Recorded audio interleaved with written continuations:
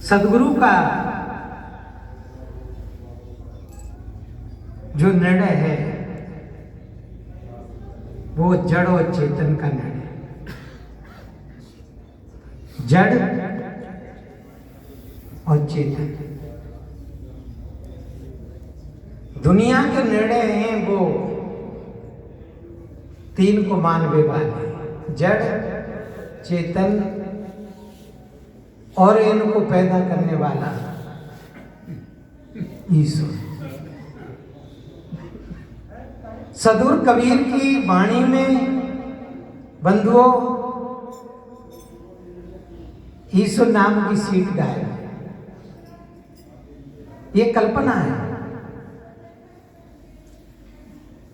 किसी महापुरुष ने कहा है तो उसको हम समझ नहीं पाए।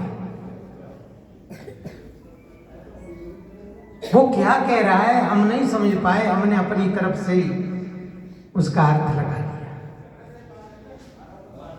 रामायण में एक चौपाई कही है, ईश्वर अंश जीव अविनाशी चेतन अमल सहज सुखरासी। इसका अर्थ क्या है? शायद सभी भाई बहनों को याद होगी ये चौपाई।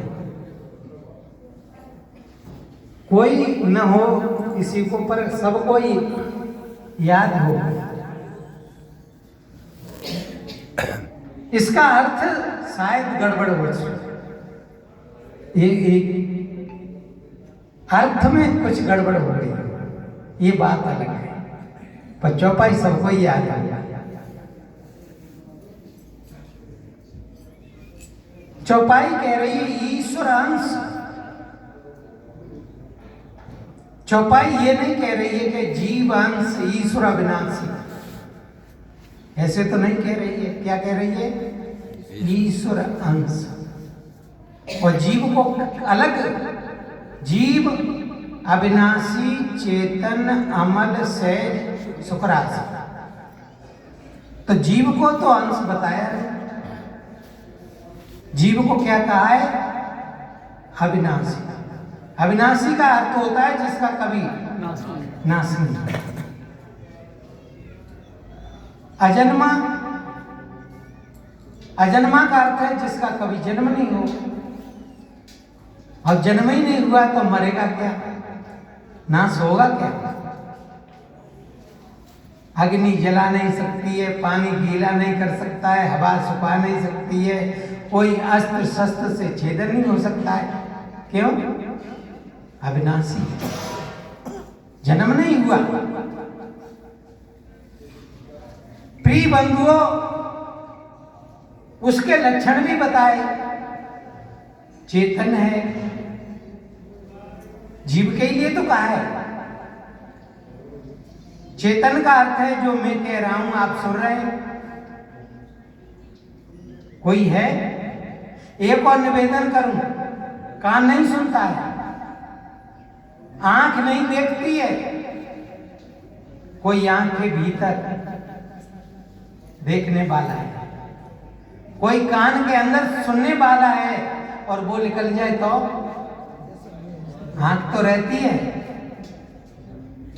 कान रहता है, फिर कान क्यों नहीं सुनता? आंख क्यों नहीं देखती? आंख है कि नहीं? कान है पर देखने सुनने वाला नहीं है, वो गया। वो कौन है? वही तो आप हैं। तो आप चेतन नहीं, चेतन अमल, और कोई मल भी नहीं है आपके अंदर। और सहज, दुनिया में जो जितना भी कुछ है वो असहज है, लेकिन इससे सहज और कोई नहीं। और सुख स्वरूप, शांत स्वरूप, सुख राशि। आपका स्वरूप क्या है? कबीर साहब ने कहा है, जो तू चाहे मुझको छाड़ सकल की आस, मुझे ही ऐसा है रहे सब सुख तेरे पास। आप सुख स्वरूप है, शांत स्वरूप है। बीमारी कहाँ है? ईश्वर अंश। इसको नहीं समझ पाए। चौपाई का अर्थ तो क्या है? ईश्वर का अंश जीव। चौपाई का अर्थ क्या है? ईश्वर का अंश जीव। लेकिन का शब्द नहीं है चौपाई के अंदर, का शब्द नहीं है। का शब्द लगा करके हमने जीव को अंश कह दिया। चौपाई बिल्कुल साफ है, बढ़िया है, क्योंकि जगे हुए महापुरुष इधर तो नहीं बोलते। कबीर साहब ने कहा है, समझे की गत एक है, जिन समझा सब ठोर, कहें कबीर के बीच के पलकें और की और। महापुरुषों का तो मत एक है। जगे हुए जितने भी महापुरुष हुए उनकी एक ही तो बात है, लेकिन बीच के नहीं इधर का पता, नहीं इधर का पता, वो बज रहे वो मामला। प्रिय बंधुओं, ईश्वर क्या है? ईश्वर किसे कहते हैं? जैसे 5 तत्व कहते हैं,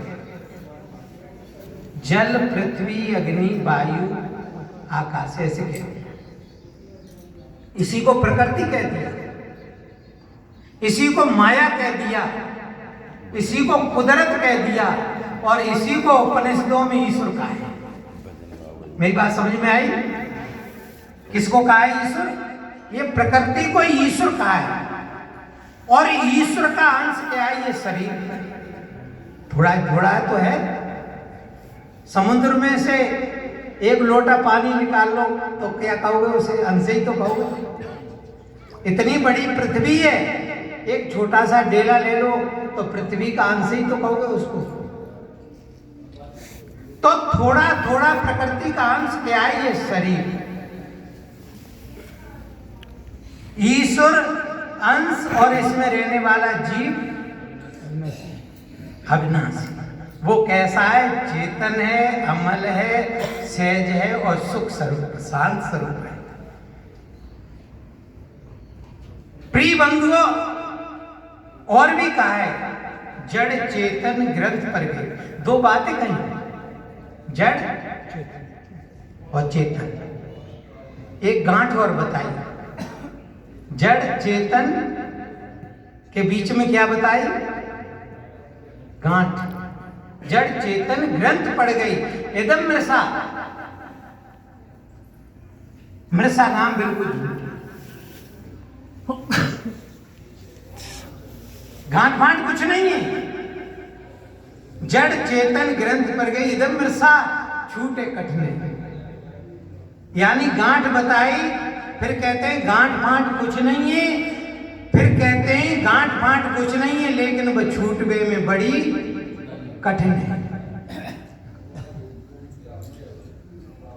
प्रिय बंधुओं, जागना जीता जागता जीवन में सदगुरु मिलेगा, उस दिन ये गांठ फांठ कुछ नहीं है। जब तक सदगुरु नहीं मिलेगा तब तक ये जीवन में अनुमान, धोखा, कल्पना की गांठ रहेगी।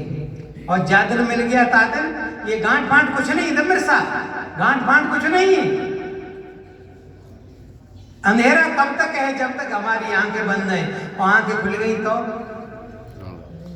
कहां है अंधेरा? प्रिय बंधुओं, सदगुरु कबीर का मत है वो जड़ चेतन का। जड़ अपनी जगह है और चेतन अपनी जगह। एक निवेदन और करूं मैं, संतो सहज समाधि भली, गुर प्रताप भयो जा दिनते सुरत नांत चले। जब अच्छा सदगुरु मिलता है प्रिय बंधुओं, तब जीव जागृत होता है। तो फिर सुरत नांत चली।